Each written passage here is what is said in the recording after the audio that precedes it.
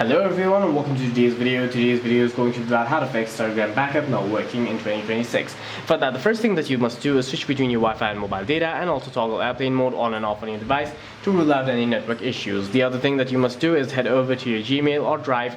For now, I'm going to be heading over to Gmail and then tap on your profile at the top right of your screen and make sure that you're not out of storage. If you're out of storage, then you'll have to clean up some Google Drive space before you try and back up anything on Telegram. The other thing that you can try and do if both these boxes check out is head over to settings on your device. Once you're inside settings, tap on apps. Once you're inside apps, tap on see all apps and then search for Telegram in the search bar.